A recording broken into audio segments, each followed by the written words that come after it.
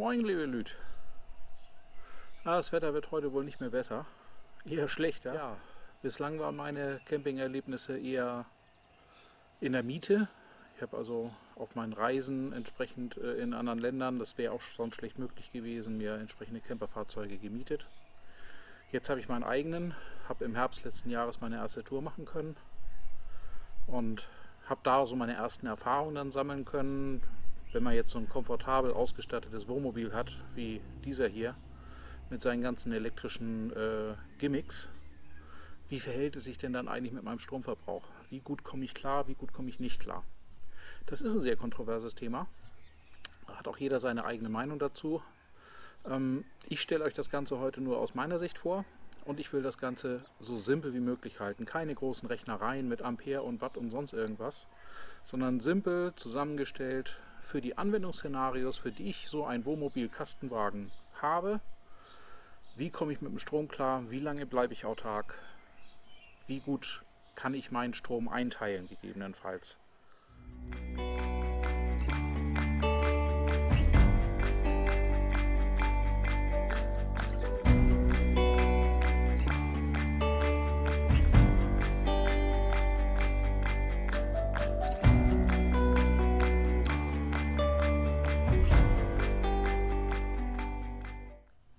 Ja, die Aufbaubatterie ist beim Pössl 2 Win Plus unterm Beifahrersitz montiert. Das ist hier in der Konsole des Drehsitzes. Und dort passt eine DIN 80 Batterie hin. Genau genommen sogar zwei DIN 80 nebeneinander. Diese kann man dann zusammenschalten, um dann entsprechend mehr Kapazität zu haben. Und das ist auch eine Option, die ab Werk angeboten wird. Zweite Aufbaubatterie, mehr Strom, mehr Leistung, mehr Durchhaltevermögen fürs Autarkstehen. DIN 80 ist vor allen Dingen in der Größe und in der Höhe vor allen Dingen für mich begrenzt.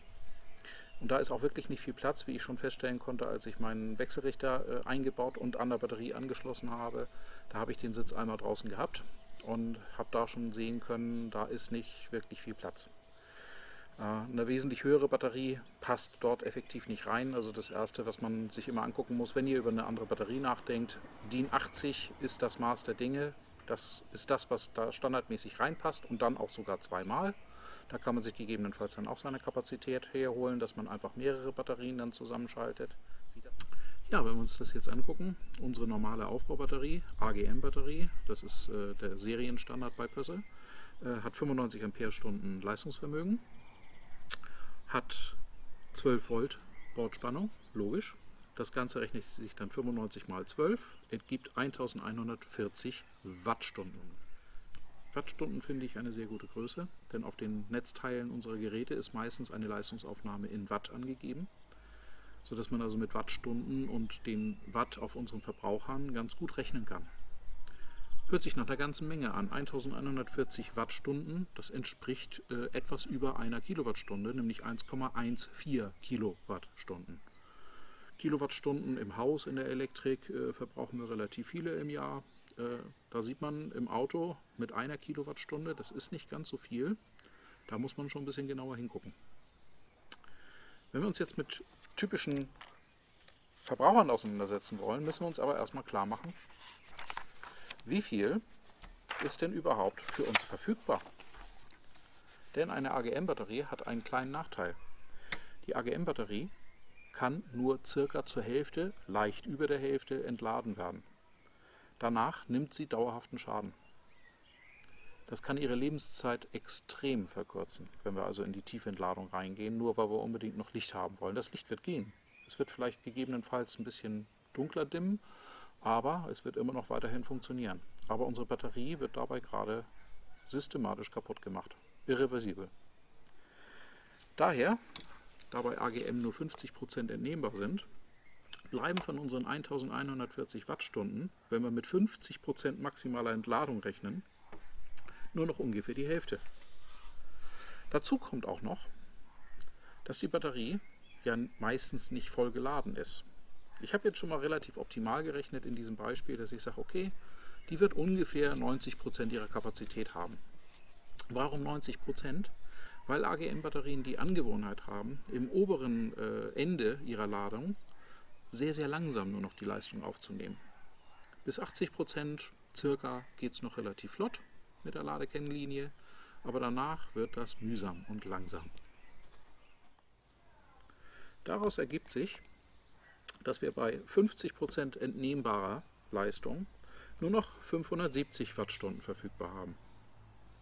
Wenn wir davon ausgehen, dass unsere Batterie nur 90% geladen ist, dann bleiben von 570 Wattstunden nur noch 513 Wattstunden übrig.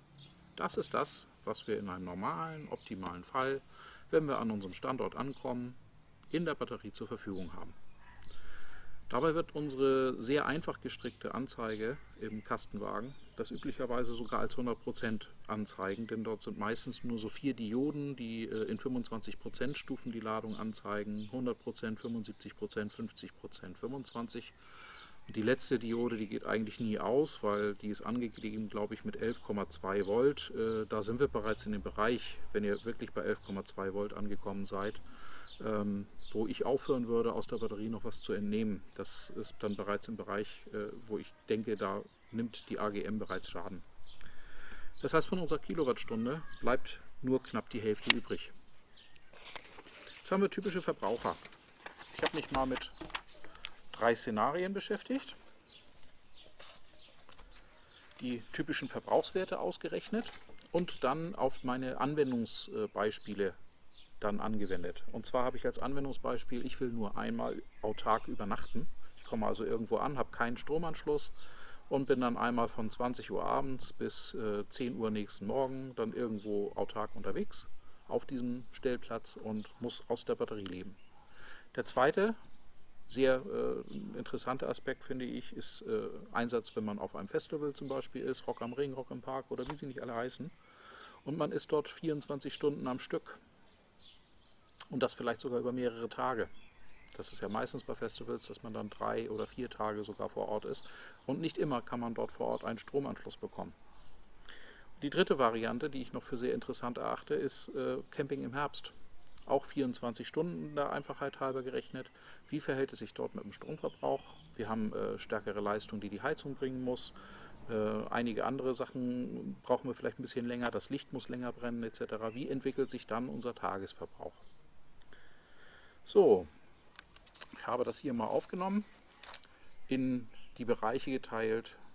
Licht, Wasserpumpe, Heizung, Absorberkühlschrank, wie ihr sehen könnt. Ne, könnt ihr nicht sehen, das ist hinter der Tür. Ich habe einen Absorberkühlschrank hier drin. Der ist gut für den Stromverbrauch, weil er kann auf Gas betrieben werden und sollte auch möglichst auf Gas betrieben werden. Denn dann nimmt er wesentlich weniger Strom auf. Er braucht dann nur noch ein bisschen Strom für den Lüfter und ein bisschen für die elektronische Steuerung. Das ist dann zu vernachlässigen. Habt ihr einen Kompressorkühlschrank, sieht das Ganze sehr viel schlechter aus. Also ein Kompressorkühlschrank haut kräftig auf den Stromverbrauch drauf.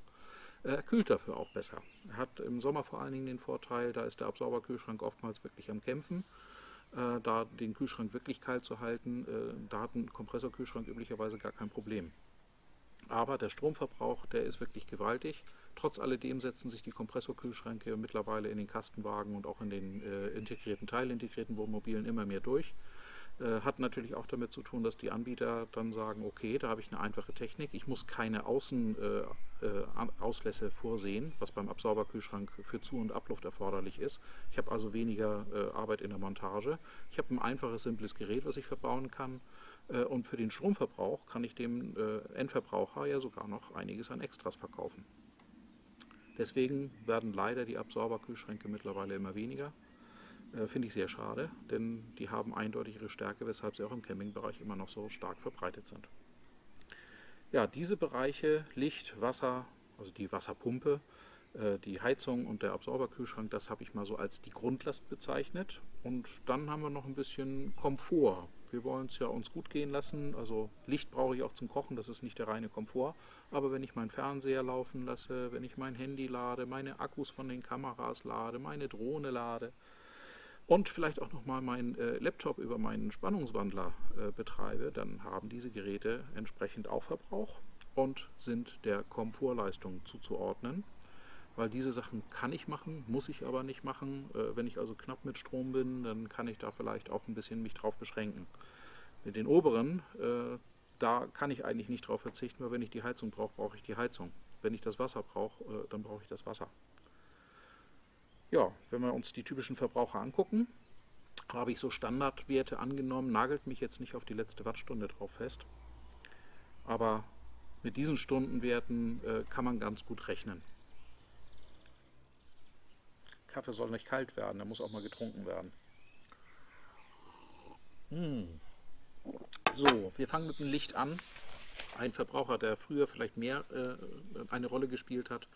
Heute ist er nicht mehr so dramatisch, denn wir haben LED-Technik. Die Lampen werden kaum bis gar nicht warm. Das heißt, die Verlustleistung in Wärme ist relativ gering. Ich habe mal gerechnet mit circa 3 Watt. Das heißt, ich habe mehrere Spots oben in der Decke. Ich habe auch noch Spots über dem Bett und Spots in der Dinette. Wenn ich die alle laufen lasse, damit ich abends auch bei nicht mehr so gutem Tageslicht dann gut kochen und gut hin und her rollen kann, dann habe ich vielleicht circa 3 Watt Gesamtleistung, um so viel Licht zu haben, wie ich gerade in dem Moment brauche. Diese 3 Watt, die laufen dann 5 Stunden, habe ich jetzt hier mal rechnerisch angenommen. Das ist sogar recht viel gerechnet. Das kann natürlich schnell nur die Hälfte sein. Im Sommer wird es das relativ wahrscheinlich sein, weil wir dort noch sehr lange das Tageslicht haben. Aber wir haben eine Größenordnung, mit der wir rechnen können. Beim Herbstcamping spielt es vor allen Dingen eine Rolle, denn da ist die Sonne nicht mehr so lange am Tag da und wir werden das Licht wesentlich mehr brauchen, morgens und abends. Ja, damit kommen wir dann auf ca. 45 Wattstunden, die uns das Licht kostet. Und zwar in allen Szenarien. Denn bei der einfachen Übernachtung komme ich genau in dem Zeitfenster an, in dem ich das Licht brauche. Und am Festival bin ich vielleicht gar nicht so viel im Fahrzeug, auch abends nicht, bin dafür aber 24 Stunden da. Und im Herbst haben wir den tiefen Sonnenstand. Demzufolge brauchen wir dort mehr Licht. Kommt alles ungefähr auf das Gleiche raus. Nächster Posten. Die Wasserpumpe. Hier im Pössl ist eine einfache Tauchpumpe verbaut. Die hat keine allzu große Laufleistung. Ich habe das jetzt nicht messen können, aber ich habe mir die Werte rausgeholt aus entsprechenden Herstellerangaben und aus Foreneinträgen und bin dann dazu gekommen, dass ich mit einem durchschnittlichen Wasserverbrauch, ich dusche, ich werde mein Geschirr abspülen, ich muss ab und zu mal die Toilette benutzen und die Wasserspülung verwenden. Dann werden alle diese Wasserentnahmestellen die Tauchpumpe ansteuern über einen Mikroschalter und ein bisschen Strom verbrauchen. Das ist relativ überschaubar. Da haben wir also in allen 3 Szenarien 15 Watt Aufnahme, Wattstunden Aufnahme. Die Heizung ist ein sehr interessanter Punkt, denn die fällt sehr unterschiedlich aus, je nachdem, welches Anwendungsszenario ich habe. Bei einer einfachen Übernachtung im Hochsommer habe ich sie unter Umständen gar nicht laufen. Dann sind die 90 Wattstunden, die ich hier angegeben habe, in Wirklichkeit 0.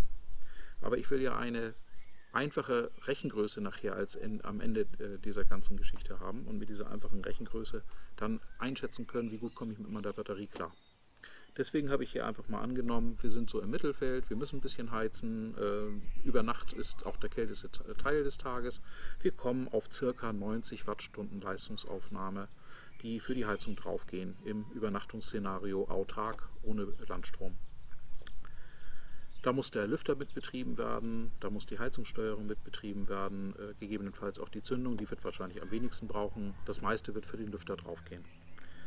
Im Festivalbetrieb habe ich vielleicht Glück, dass ich im Sommerfestival auch wieder gar keine Leistung brauche, gar keine Heizung benutze. Dann wird sie nur ein bisschen für Warmwasser vielleicht gebraucht, dass ich morgens duschen kann.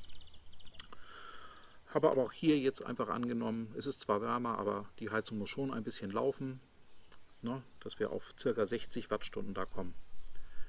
Im Herbst sieht es ganz anders aus. Im Herbst ist es viel, viel frischer. Ich habe letztes Jahr im Oktober da meinen ersten Trip gemacht mit dem Wohnmobil, frisch nachdem ich es übernommen habe. Da habe ich das deutlich gemerkt. Ich habe also 2 11-Kilo-Flaschen dann in 3 Wochen verbraucht. Das merkt man dann schon, dass da wirklich Heizungsbedarf ist. Vor allen Dingen merkt man es, wenn dann mitten in der Nacht dann die erste Flasche leer ist und man mitten in der Nacht merkt, es wird irgendwie frisch im Auto und man sich dann schnell in die Klamotten schmeißt, um die Flasche dann umzustöpseln. Ja, da rechne ich mit ca. 180 Wattstunden, die im Herbst für eine autarke, nicht nur Übernachtung, für einen autarken Tag dann zu veranschlagen sind.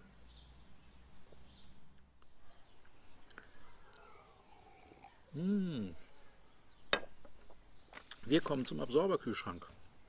Bei mir ist er, wie gesagt, auf Gas betrieben. Das ist ein großer Vorteil. Der Stromverbrauch ist eklatant geringer als beim Kompressorkühlschrank. Das werdet ihr vor allen Dingen am Ende der ganzen Rechnung sehen, wenn ihr einen Kompressorkühlschrank habt. Guckt euch nur mal an, was der Kompressorkühlschrank an Leistungsaufnahme hat für einen durchschnittlichen Tag. Da gibt es entsprechende Foreneinträge, an denen man das gut recherchieren kann. Der Absorberkühlschrank kommt da viel, viel günstiger bei weg, denn er braucht nur ein bisschen Strom für die Steuerung. 30 Wattstunden bei der Übernachtung, beim Festival, wo er 24 Stunden läuft, ne, da haben wir circa das Doppelte. Und im Herbst, weil er ein bisschen mehr zu tun hat vielleicht, auch wieder auf einen 24-Stunden-Betrieb gerechnet, sind wir ebenfalls bei 60 Wattstunden. Damit sind wir mit den Standardleistungen, die man einfach zum Wohnen braucht, durch und kommen zu den Komfortleistungen. Die erste Komfortleistung habe ich hier mal mit 4 Stunden veranschlagt, ist der Fernseher.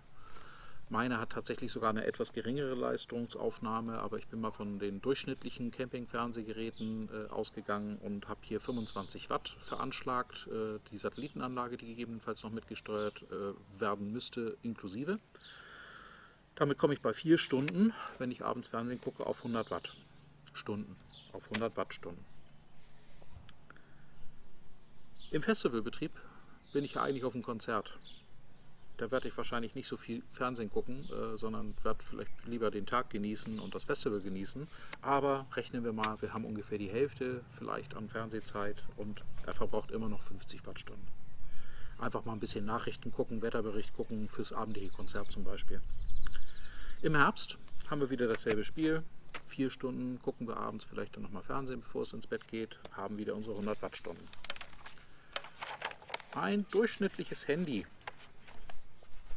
das wir über 12 Volt laden, entsprechende Steckdose vorausgesetzt, hat heute relativ große Akkus. Wenn wir die dann laden, mit Verlustleistung gerechnet, rein überschlägig, kommen wir pro Handy auf ca. 5 Wattstunden, die wir dann für einmal komplett Aufladen des Handys verbrauchen. Haben wir mehrere Handys, haben wir mehrere Geräte, müssen wir das gegebenenfalls sogar dann doppeln. Ich komme mit einem Handy aus, damit haben wir in meiner Rechnung jetzt diese 5 Wattstunden drin. Das nächste Gerät sind meine Kameras. Da habe ich mehrere und die brauchen ungefähr dasselbe. Wenn ich also den Tag über viel fotografiert, viel videografiert habe, dann werde ich ungefähr das Doppelte vom Handy verbrauchen und habe das mal mit 10 Wattstunden in allen 3 Szenarien veranschlagt. Mein Laptop ist ein starker Verbraucher, obwohl er eigentlich sogar leistungsoptimiert ist, denn ich habe hier nur ein 65 Watt Netzteil und ich habe nur gerechnet, ich brauche es am Tag 2 Stunden, um zum Beispiel Fotos zu sichern, damit die mir nicht mehr verloren gehen können, Videos zu sichern. So eine SD-Karte kann schnell mal kippen. 2 Stunden ist wirklich nicht viel, was ich da veranschlagt habe. Und unter realen Bedingungen kann ich natürlich dann auch noch einen Teil aus dem Akku des Gerätes auffangen. Aber um es mal wieder dann vollständig zu laden, ist das ungefähr die Leistung, die ich dann brauche.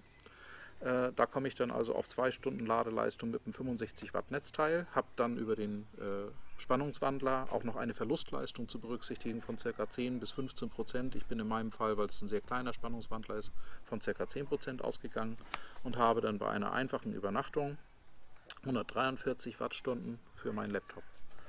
Beim Festival bin ich wieder davon ausgegangen, ich bin auf dem Festival, um auf dem Festival zu sein und ich mache das nur die Hälfte der Zeit, also 1 Stunde pro Tag und komme dann auf genau die Hälfte.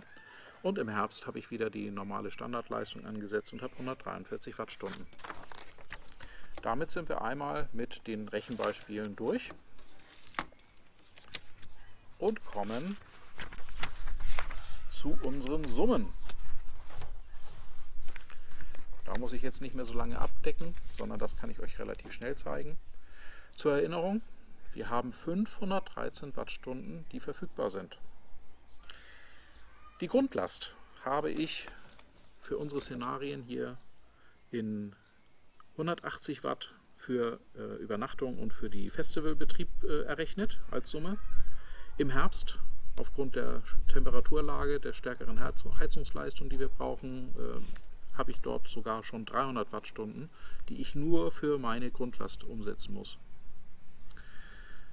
Bei den Komfortlasten bin ich bei der reinen Übernachtung bei 260 und auch im Herbst bei 260, weil ich werde ungefähr immer dasselbe dort machen.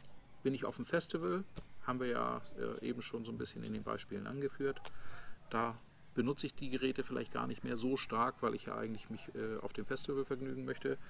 Habe ich insgesamt dann 140 Wattstunden, die dort auflaufen. Die Summe seht ihr schon. Wir haben 440 bei der Übernachtung, 320 Wattstunden bei einem Festivaltag und im Herbst 24 Stunden irgendwo autark stehen, 560 Wattstunden. Und das bei 513, die wir verfügbar haben. Ja, da sieht man schon ganz deutlich, die Übernachtung, die wird immer klappen. Wenn wir nächsten Tag Landstrom haben oder am nächsten Tag irgendwo eine längere Fahrtstrecke haben und darüber die Batterie wieder geladen wird, werden wir klarkommen. Das Festival wird, wenn wir das so nutzen, wie wir es eigentlich gerne nutzen wollen, ab dem zweiten Festivaltag bereits knapp. Das heißt, obwohl ich ja schon davon ausgegangen bin, man vertreibt sich die Zeit auf dem Festival und nicht mehr so sehr beim Fernsehen, wird man darüber nachdenken müssen, welche Dinge man sich dann noch zur Ablenkung gönnt, ob man den Fernseher wirklich laufen lässt, ob man das Laptop wirklich so viel laufen lässt oder ob man das lieber sein lässt, weil man ja insgesamt 3 Tage auf dem Festival ohne Strom steht. Wenn man Stromanschluss hat, ist das natürlich alles kein Problem, aber das hat man nicht immer. Da können wir also schnell sehen, 320, bei 2 Tagen sind wir dann schon bei 640 Wattstunden. Die hat unsere Batterie nicht, da werden wir uns einschränken müssen. Im Herbst wird es bereits bei einmal 24 Stunden stehen, knapp. Da sind wir eigentlich schon über der Kapazität. Die 513 Wattstunden sind bereits geknackt, ohne dass wir uns jetzt hier großartigen Luxus dabei gegönnt haben. Bis hierhin haben wir uns nur mit dem Stromverbrauch beschäftigt. Aber wir erzeugen auch Strom. Unsere Lichtmaschine erzeugt Strom, der in die Starterbatterie und in die Aufbaubatterie geleitet wird. In die Aufbaubatterie allerdings in modernen Motoren nicht standardmäßig mehr, denn mit Euro 6D, Euro 6D Temp, was die aktuellen Fahrzeuge als Schadstoffklasse haben, wird die Lichtmaschine geregelt. Das führt dazu, dass die eigentlich nur so lange mitläuft im Motorbetrieb, wie die Starterbatterie noch aufgeladen werden muss fürs nächste Starten. Sobald die meldet, ich bin voll, ich brauche nichts mehr, das ist ja immer eigentlich eine klassische Batterie, wird die Lichtmaschine runtergeregelt. Unsere Aufbaubatterie bekommt dann auch nichts mehr ab. Da haben die Hersteller darauf reagiert und bieten entweder als buchbare Option, die ich sehr empfehlen kann, oder im Standard, in meinem Fall ist das so, beim Tuwin Plus ist im Plus-Paket ein 25 Ampere Ladebooster enthalten. Der sorgt dafür, dass die Steuerung der Lichtmaschine quasi die ganze Zeit ein Signal bekommt, nein, die Starterbatterie ist noch nicht voll, produziere weiter Strom. Und diesen Strom leitet er dann entsprechend um in die Aufbaubatterie, um die dann zu laden. In meinem Fall ist das ein 25 Ampere Ladebooster. 25 Ampere ist eine ganze Menge. Ja, es gibt stärkere, aber ich bin erstmal mit dem zufrieden, was ich in der Serie quasi in meinem Modell bekommen habe. Denn eine Stunde Fahrzeit mit einem Ladebooster von 25 Ampere sind bereits 300 Wattstunden. Bei 2 Stunden habe ich entsprechend 600 Wattstunden, bei 3 Stunden 900 Wattstunden. Die werden nicht so reinrassig 1:1 dann auch in die Batterie reinfließen, denn mein Absorberkühlschrank verbraucht während der Fahrt auch 12 Volt Strom. Der wird automatisch, nicht automatisch, ich muss ihn von Hand umschalten in den entsprechenden Betriebszustand. Ich stelle ihn dann vor Abfahrt auf 12 Volt um, damit er während der Fahrt weiterhin kühlt. Und in diesem Betriebsmodus ist ein Absorberkühlschrank sehr ineffektiv.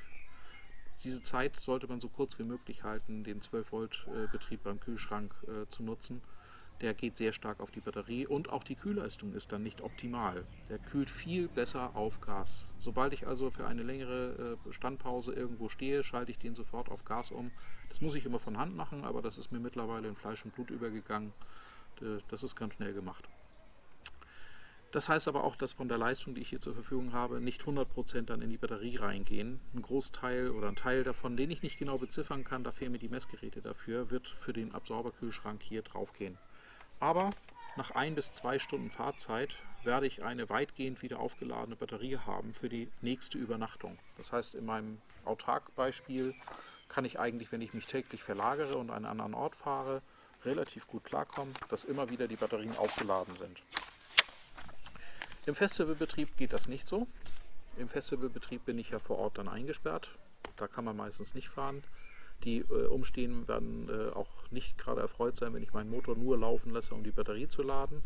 Wenn ich das im reinen Standgas mache, wird auch wahrscheinlich die Leistung des Ladeboosters nicht so richtig prickelnd werden. Da ist mir der echte Fahrbetrieb gemeint, um da 25 Ampere abzugreifen, fällt also aus. Da bliebe tatsächlich eigentlich nur noch die Solarlösung. Da bin ich am Überlegen, ob ich vielleicht irgendwann mir tatsächlich so ein Solarpanel zulege, dass ich dann mobil aufbauen kann. Das kann auch gegebenenfalls vorne in der Windschutzscheibe dann im Fahrzeug dann einfach vorne ausgelegt werden, wenn man entsprechend ausgerichtet parkt. Auch hinter der Scheibe wird man dort einen Solarertrag haben. Für dieses Anwendungsszenario wäre das quasi eigentlich eine ideale Lösung. Das werde ich mir nochmal in der Zukunft überlegen. Vielleicht habt ihr Tipps dazu. Gebt mir gerne Kommentare, mit welchem Solarpanel ihr da gute Erfahrungen gemacht habt. Das kleine ist, das leicht ist, dass man gut verstauen kann und dass man dann auch schnell anschließen kann. Ansonsten, im Herbst, haben wir festgestellt, wird es in meinem Nutzungsszenario sehr eng. Da habe ich dann auch schnell keinen großen Komfort mehr, kann nicht mehr so das Fahrzeug nutzen, wie ich das eigentlich gerne möchte, sondern muss mich, was meinen Stromverbrauch angeht, wirklich beschränken, damit ich die Grundlast wirklich abgedeckt bekomme und dort nicht plötzlich dann mitten in der Nacht dann die Heizung kalt wird, weil kein Strom mehr in der Batterie ist.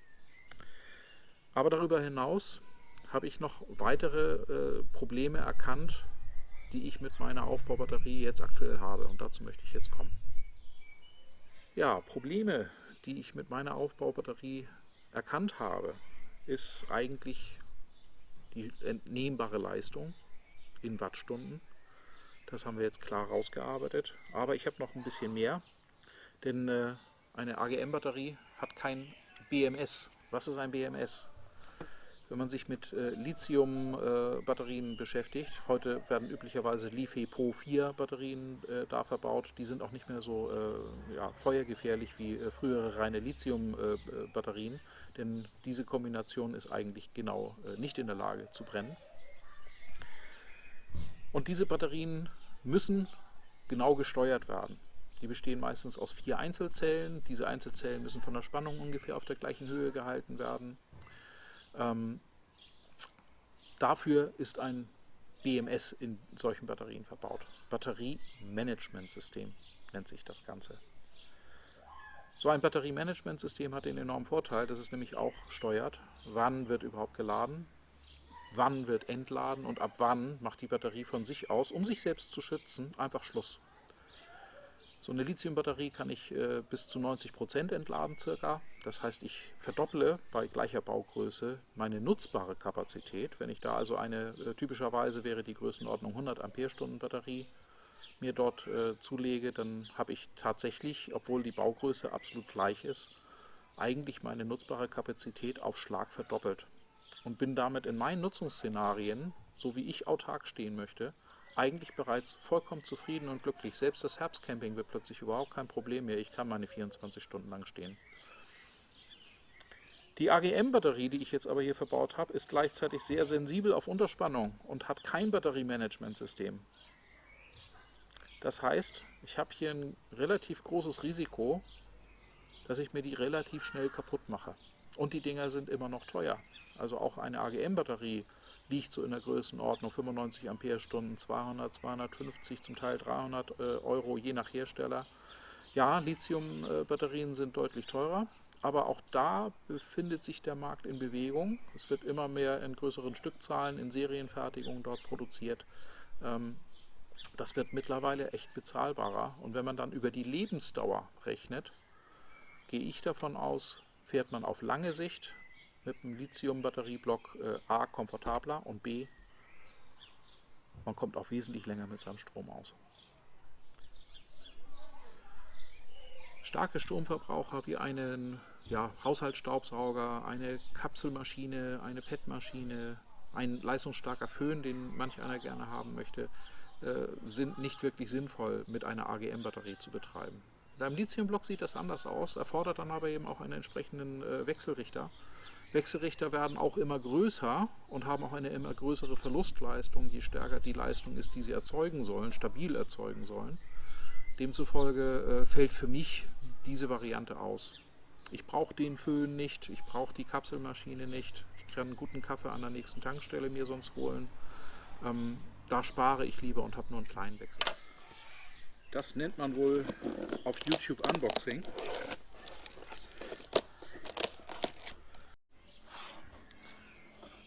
Es wird euch kaum noch überraschen nach meinen Ausführungen, aber hier kommt meine neue Lithium-Batterie.